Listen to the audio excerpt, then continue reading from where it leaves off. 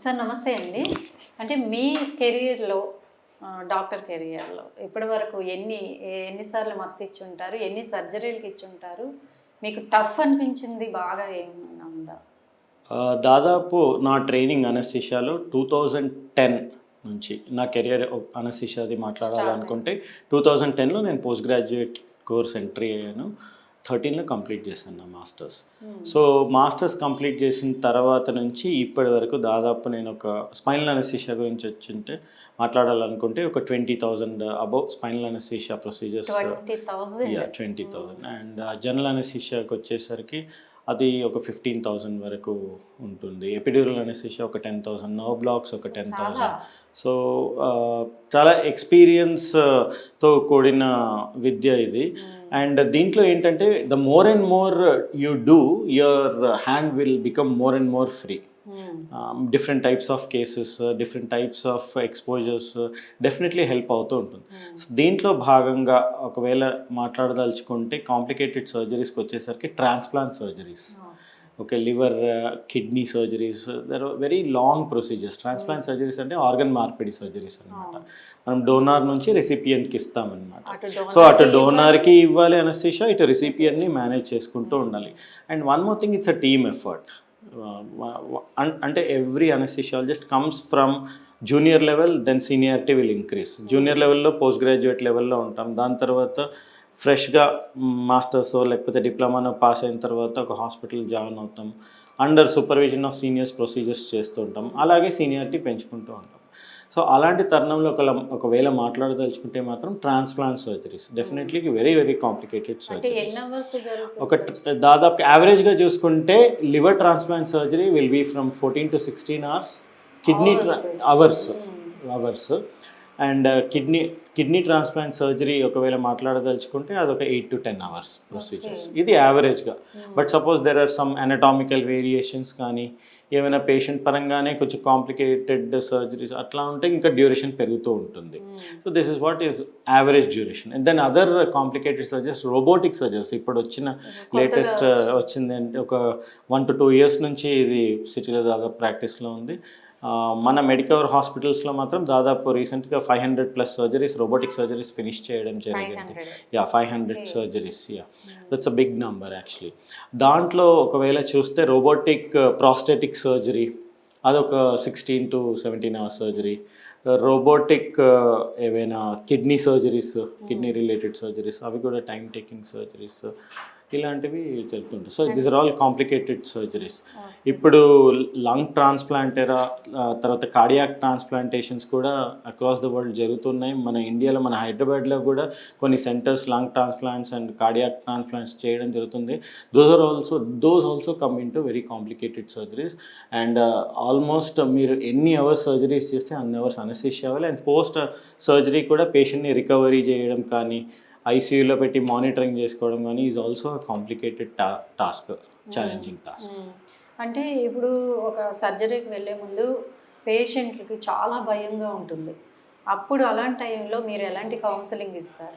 Absolutely valid point ma'am. Basically ఇది మనకి pre anaesthesia checkup నుంచి స్టార్ట్ అవుతుంది. ఇదివరకు నేను చెప్పినట్లయితే ప్రీ అనస్థీషియా చెకప్లో not only physical fitness, mental fitness is also very important.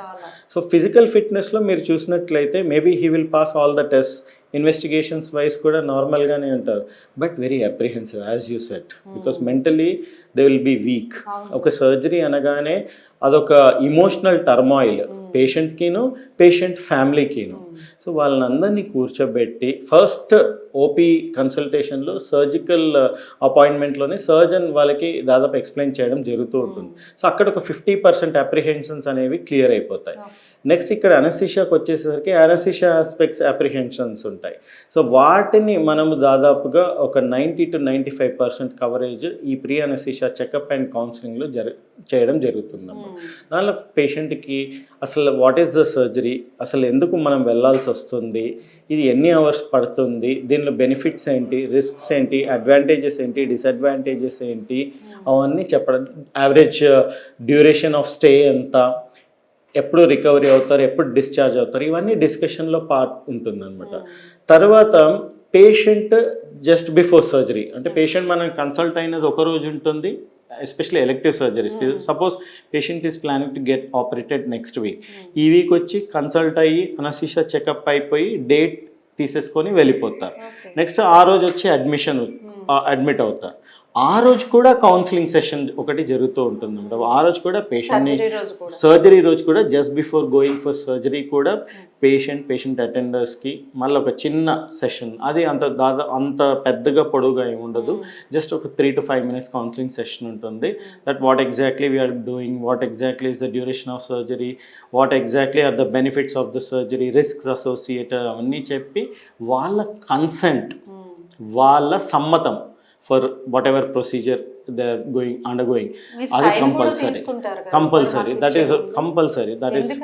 అది ఇప్పుడు మనము పేషెంట్ మీద ఒక ప్రొసీజర్ అనేది చేయడం జరుగుతుంది. ఏ ప్రొసీజర్ పర్సే మెడికల్ ప్రొసీజర్స్ వరల్డ్కి వస్తే ఏ ప్రొసీజర్కైనా consent is mandatory, because it is like a permission. So patient is allowing us to touch his body. Even for simple IV క్యాన్లా, అంటే ఈ ఐవి వెయిన్స్కి మనం క్యాన్లా పెట్టేటప్పుడు కూడా పేషెంట్ యొక్క సమ్మతి కంపల్సరీ ఇంపార్టెంట్. కొన్ని వర్బల్ కన్సర్న్స్ ఉంటాయి, లైక్ మనం బీపీ చెక్ చేసేటప్పుడు కొంచెం హ్యాండ్ని స్ట్రెచ్ చేయండి, ఇది those are all implicated, understood.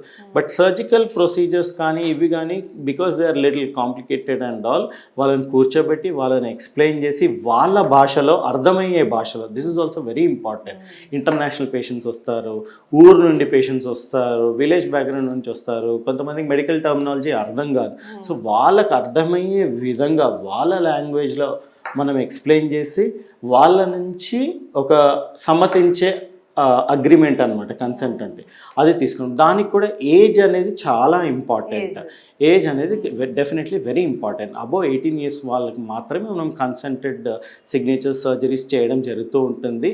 Less than that age ఉంటే వాళ్ళ గార్డియన్స్ కానీ వాళ్ళ పేరెంట్స్ కానీ వాళ్ళ సిగ్నేచర్స్ తీసుకోవడం జరుగుతుంది. ఎమర్జెన్సీ సినారియోకి వస్తే టోటలీ డిఫరెంట్. ఎమర్జెన్సీ అప్పుడు బికాస్ ఒకవేళ పేషెంట్తో పాటు ఎవరూ లేరు అనుకోండి, but that is an emergency situation where life has to be save. అలాంటప్పుడు priority is life saving. So అప్పుడు కన్సెంట్ గురించి ఆలోచించాం, అవన్నీ సర్జరీకి తీసుకెళ్ళేసేసి ఒకవేళ పాసిబిలిటీ ఉంటే ఏమైనా టెలిఫోనిక్ ఇన్ఫర్మేషన్ ఇవ్వడం ఫ్యామిలీ మెంబర్స్కి, that so and so thing has happened, so we are going to take him for surgery. Because కొంతమంది ఫార్ అవే ఉంటారు, వాళ్ళు రావడానికి టైం పడుతుంది, బట్ మనం గోల్డెన్ అవర్స్ వేస్ట్ చేయలేము. సో అలాంటప్పుడు వాళ్ళకి టెలిఫోనికలీ ఒక ఇంటిమేషన్ ఇచ్చేసేయడము, అండ్ పేషెంట్ని సర్జరీకి తీసుకెళ్ళి పేషెంట్ సర్జరీ అయిపోయిన తర్వాత మళ్ళీ వాళ్ళు వచ్చినప్పుడు వాళ్ళకి ఎక్స్ప్లెయిన్ చేయడం, ఇలాంటిది జరుగుతూ ఉంటుంది. చాలా మంచి విషయాలు చెప్పారు సార్. Thank you.